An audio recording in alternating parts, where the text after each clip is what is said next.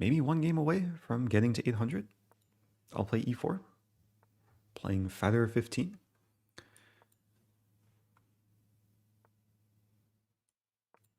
And yeah, with the openings here, just trying to demonstrate like proper opening principles, not developing the queen early, and not even going for knight g5.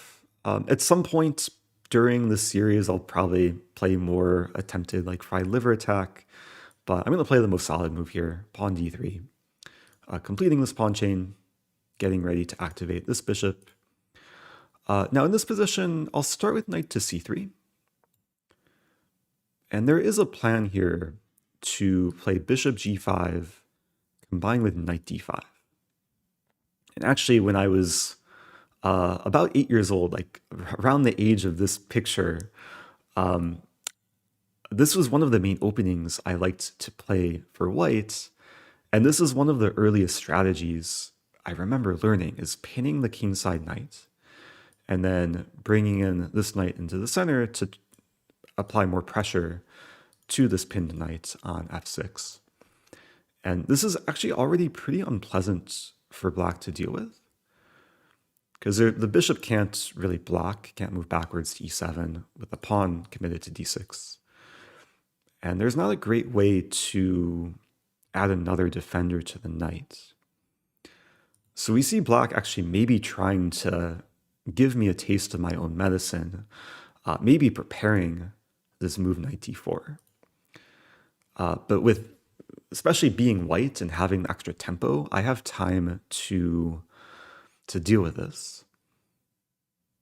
And there's a few options here. Like I could start by taking, like take either way and force black to double the pawns on the king side.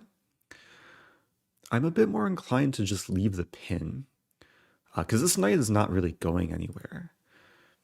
And I like this move pawn to c3, which very simply prevents knight d4. And it's a very nice square for the pawn because it restricts both of these pieces. And here I'll take back with the queen. And I think bishop takes f3 was actually a pretty big mistake. Even though it was already difficult for black to play, now I have another attacker. There's now 3 attackers against the knight, which is still pinned to the queen. There's only 2 defenders.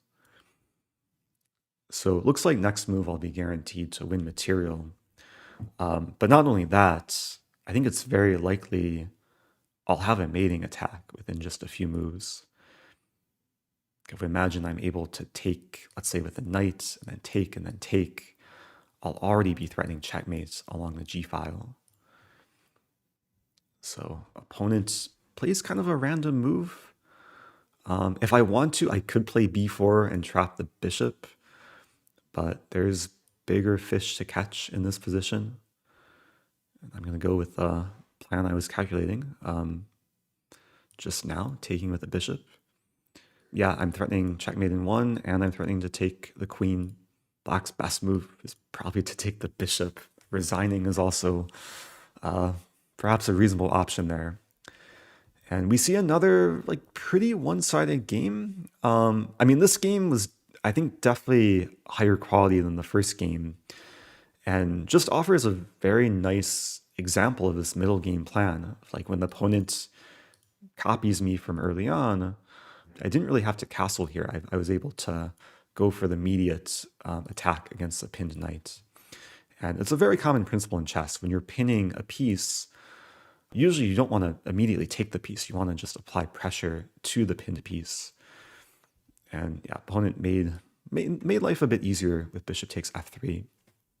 Now, before I move on to the next game, I should provide a lesson for my opponent. Like in this position, I think black had to be like very, very careful. And the best move was probably to move back. Even though it's passive, it diffuses a pin. So knight d5 is no longer as effective because black has the knight defended. Another alternative here for black is to wait before castling. Like the move I would have played here is pawn d6. And there's a nice little tip here I can give that, let's say you're playing black and your opponent plays bishop g5, preparing this. Because black's not castled, there's a nice approach to play h6. Let's say white maintains a pin with bishop h4. Then black can actually get away with playing g5.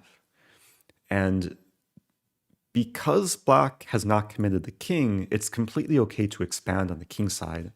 It's not good for white to take. Even though this kind of looks interesting, black will have enough ways to get initiative, also rook g6 coming to defend the knight.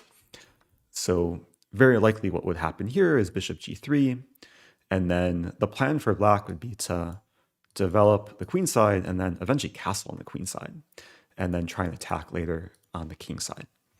So just a short opening lesson, but hopefully this provides some value, maybe to my opponent who could be watching this in the future, but really to anyone who plays a king's pawn opening as black and maybe doesn't know how to deal with this immediate strategy from white. It's good to sometimes delay castling to go for the early expansion.